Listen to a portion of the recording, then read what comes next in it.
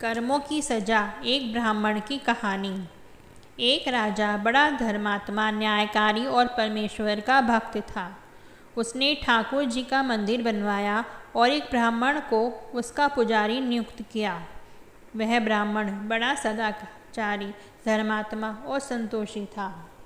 वह राजा से कभी कोई याचना नहीं करता था। राजा भी उसके स्वभाव पर बहुत प्रसन्न था।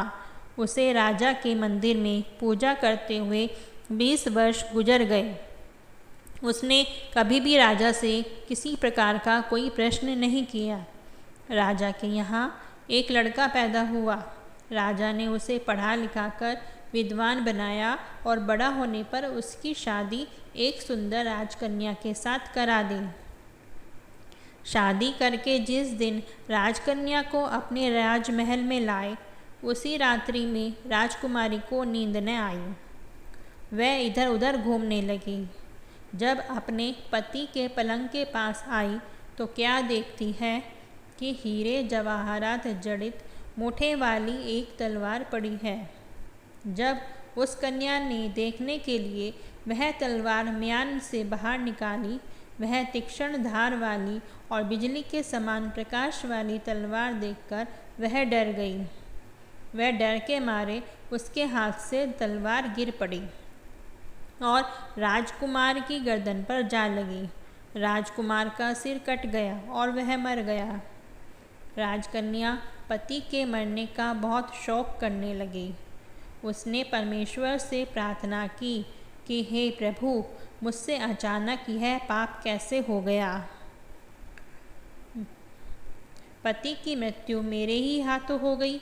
आप तो जानते ही हो, परंतु सभा में मैं सत्य न कहूँगी, क्योंकि इससे मेरे माता पिता और सास ससुर को कलंक लगेगा तथा इस बात पर कोई विश्वास भी न करेगा।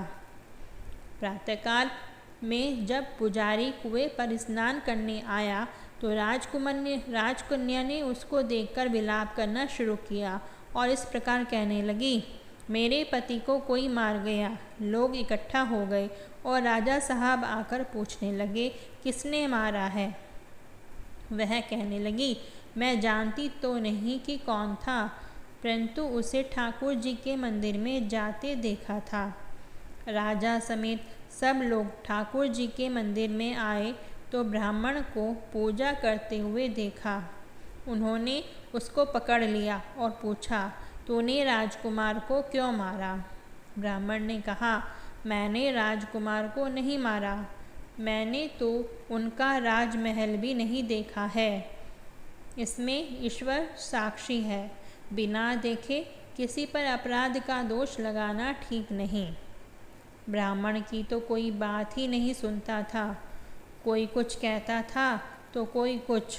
राजा के दिल में बार बार विचार आता था कि यह ब्राह्मण निर्दोष है, परंतु बहुतों के कहने पर राजा ने ब्राह्मण से कहा, मैं तुम्हें प्राण दंड तो नहीं देता, लेकिन जिस हाथ से तुमने मेरे पुत्र को तलवार से मारा है, तेरा वह हाथ काटने का आदेश देता हूँ। ऐसा कहकर राजा ने उसका हाथ कटवा दिया। इस पर ब्राह्मण बड़ा दुखी हुआ और राजा को अधर्मी जान उस देश को छोड़कर चला गया। वहाँ वह खोज करने लगा कि कोई विद्वान ज्योतिष मिले तो बिना किसी अपराध हाथ काटने का कारण उससे पूछूं। किसी ने उसे बताया कि काशी में एक विद्वान ज्योतिष रहते हैं। तब वह उनके घर पहुंचा। ज्योतिषी कहीं बाहर गए थे। उसने उनकी धर्मपत्नी से पूछा, माताजी, आपके पति ज्योतिषी महाराज कहाँ गए हैं। तब उस स्त्री ने अपने मुख से अयोग्य, असह्य दुर्वचन कहे, जिनको सुनकर वह ब्राह्मण हैरान हुआ और मन ही मन कहने लगा कि मैं तो अपना हाथ काटने का कारण पूछने आया था, परंतु इनका ही हाल पहले पूछूंगा। इतने में ज्योतिष आ गए। घर में प्रवेश करते ही ब्राह्मणी ने अनेक दुर्वचन कहकर उनका तिरस्कार किया। परंतु ज्योतिष जी चुप रहे और अपनी स्त्री को कुछ भी नहीं कहा। तदंतर वे अपनी गद्दी पर आ बैठे। ब्राह्मण को देखकर ज्योतिष ने उनसे कहा, कहिए ब्राह्मण देवता, कैसे आना हुआ? आया तो था अपने बारे में पूछने के लिए, परंतु पहले आप अपना हाल बताइए कि आपकी पत्नी आपकी जुबान से आपका इतना तिरस्कार क्यों करती है, जो किसी से भी नहीं सहा जाता और आप सहन कर लेते हैं। इसका कारण है, यह मेरी स्त्री नहीं, मेरा कर्म है। दुनिया में जिसको भी देखते हो, अर्थात भाई, पुत्र, शिष्य, पिता, गुरु, संबंधी, जो कुछ भी हैं, सब अपना कर्म ही है। यह स्त्री नहीं, मेरा किया हुआ कर्म है और यह भोगे बिना कटेगा नहीं। आपने अपना किया हुआ जो भी कुछ शुभ अशुभ कर्म है, वह अवश्य ही भोगना पड़ता है। बिना भोगे तो सैकड़ों करोड़ों कल्पों के गुजरने पर भी कर्म नहीं टल सकता। इसलिए मैं अपने कर्म खुशी से भोग रहा हूँ और अपनी स्त्री की बुराई भी नहीं करता, ताकि आगे इस कर्म का फल न भोगना पड़े। महाराज, आपने क्या कर्म किया था, सुनिए।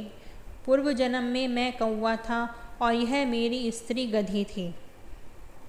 इसकी पीठ पर फोड़ा था। फोड़े की पीड़ा से वह बड़ी दुखी थी और कमज़ोर भी हो गई थी। मेरा स्वभाव बड़ा दुष्ट था, इसलिए मैं इसके फोड़े में चोंच मारकर इसे ज़्यादा दुखी करता था। जब दर्द के कारण यह कूदती थी तो इसकी दशा देखकर मैं खुश होता था। मेरे डर के कारण यह बाहर नहीं निकलती थी, किंतु मैं इसको ढूंढता फिरता था। यह जहाँ मिले वहीं इसे दुखी करता था। आखिर मेरा द्वारा बहुत सताए जाने पर त्रस्त होकर यह गांव से 10-12 मील दूर जंगल में चली गई। वहाँ गंगा जी के किनारे सघन वन में हरा हरा घास खाकर और मेरी चोटों से बचकर सुखपूर्वक रहने लगी। लेकिन मैं इसके बिना नहीं रह सकता था। इसको ढूंढते ढूंढते मैं उसी वन में जा पहुंचा और वहां इसे देखते ही मैं इसकी पीठ पर जोर जोर से चोंच मारी तो मेरी चोंच से इसकी हड्डी में चुभ गई। इस पर इसने अनेक प्रयास किए, फिर भी चोंच न छूटी। मैंने भी चोंच निकलने का बड़ा प्रयत्न किया, मगर न निकली। पानी के भय से ही यह दुष्ट मुझे छोड़ेगा, ऐसा सोचकर यह गंगा जी में प्रवेश कर गई, परंतु वहाँ भी मैं अपनी चोंच निकाल न पाया। आखिर में यह बड़े प्रवाह में प्रवेश कर गई।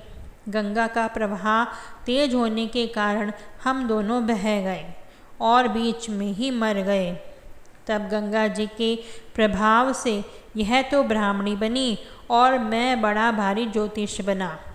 अब वही मेरी स्त्री हुई, जो मेरे मरण पर्यंत अपने मुख से गाली निकालकर मुझे दुख देगी और मैं भी अपने पूर्व कर्मों का फल समझकर इसे सहन करता रहूँगा। इसका दोष नहीं मानूंगा, क्योंकि यह किए हुए कर्मों का ही फल है। इसलिए मैं शांत रहता हूँ। अब आपका प्रश्न पूछो। ब्राह्मण ने अपना सब समाचार सुनाया और पूछा, अधर्मी पापी राजा ने मुझे निरपराध का हाथ क्यों कटवाया? ज्योतिष ने कहा, राजा ने आपका हाथ नहीं कटवाया, आपके कर्म ने ही आपका हाथ कटवाया है। किस प्रकार? पूर्व जन्म में आप एक तपस्वी और राजकन्या गौ थी तथा राजकुमार कसाई था। वह कसाई जब गौ को मारने लगा तब गौ बेचारी जान बचाकर अपने सामने से जंगल में भाग गई। पीछे से कसाई आया और आपसे पूछा कि इधर कोई गाय तो नहीं है? आपने प्रण कर रखा था कि झूठ नहीं बोलूँगा, अतः जिस तरफ गौ गई उसी तरफ आपने हाथ से इशारा किया तो उस कसाई ने जाकर गौ को मार डाला। गंगा के किनारे वह उसकी चमड़ी निकाल रहा था। इतने में ही उस जंगल से शेर आया और गौ एवं किसान कसाई दोनों को ही खाकर गंगा जी के किनारे ही उनकी हड्डियां उसमें बह गईं। गंगा जी के प्रताप से कसाई को राजकुमार और गऊ को राजकन्या का जन्म मिला एवं पूर्व जन्म में किए हुए उस कर्म ने एक रात्रि के लिए उन दोनों को इकट्ठा किया, क्योंकि कसाई ने गऊ को हंसी से मारा था। इसी कारण राजकन्या ने हाथों अनायास ही तलवार गिरने से राजकुमार का सिर कट गया और वह मर गया। इस तरह अपना फल देखकर कर्म निर्वृत्त हो गया। तुमने जो हाथ का इशारा रूपी कर्म किया था, उस पाप कर्म ने तुम्हारा हाथ कटवा दिया, इसलिए तुम्हारा ही दोष है, किसी अन्य का नहीं। ऐसा निश्चय कर सुखपूर्वक रहो। कर्म का भोग टलता नहीं है, इसे भोगना ही पड़ता है। अगर आपको यह कहानी अच्छी लगी हो तो इसे लाइक और सब्सक्राइब करें।